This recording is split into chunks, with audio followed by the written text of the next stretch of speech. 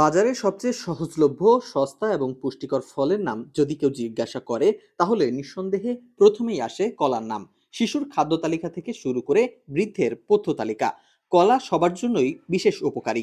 বিশেষজ্ঞরা বলছেন, প্রতিদিন একটি করে কলা খাওয়ার অভ্যাস গড়ে তুললে শরীর থাকবে সজীব, সুস্থ আর রোগমুক্ত। প্রতি ১০০ গ্রাম কলায় রয়েছে প্রায় ৮৯ ক্যালোরি শক্তি, প্রচুর পটাশিয়াম, ফাইবার, ভিটামিন বি6, ভিটামিন সি এবং প্রাকৃতিক চিনি।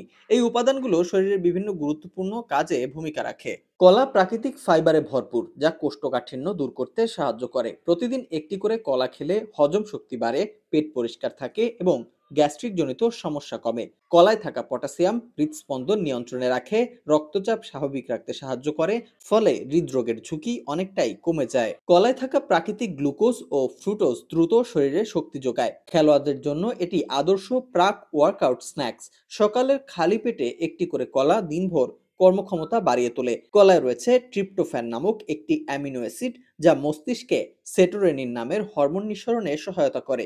এটি আমাদের মন ভালো রাখে এবং উদ্বেগ ও বিষণ্ণতা কমায়। কলায় আছে আয়রন, যা রক্তে হিমোগ্লোবিন বাড়াতে সাহায্য করে। তাই যারা রক্ত স্বল্পতায় ভুগছেন, তাদের জন্য কলা হতে পারে সহজ ও কার্যকর সমাধান।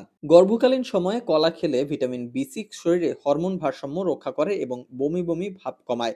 এছাড়া শিশুদের জন্য কলা সহজে হজমযোগ্য এবং পুষ্টিকর একটি ফল। কলা শুধু খাওয়ার জন্য নয়, রূপচর্চাতেও ব্যবহার করা যায়। কলার মাস্ক ব্যবহার করলে ত্বক হয় মসৃণ ও উজ্জ্বল। চুলে দিলে চুল নরম এবং ঝলমলে হয়। যদিও কলা খুবই উপকারী একটি ফল, তবে ডায়াবেটিস রোগীদের জন্য একসাথে একাধিক কলা না খাওয়াই ভালো।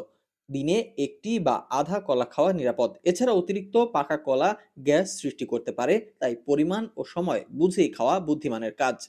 সকালের নাস্তার সময় বা বিকেলে হালকা খাবার হিসেবে কলা সবচেয়ে উপকারী। খালি পেটে কলা খাওয়া ক্ষতিকর নয়, বরং শক্তির উৎস। তাই প্রতিদিন একটি করে কলা খেলে ওষুধের প্রয়োজন অনেকটাই কমে যাবে, এমনটাই বলছেন পুষ্টিবিদরা। তাই সুস্থ থাকতে চাইলে খাদ্য তালিকায় এখনই যোগ করুন এই ফলটি।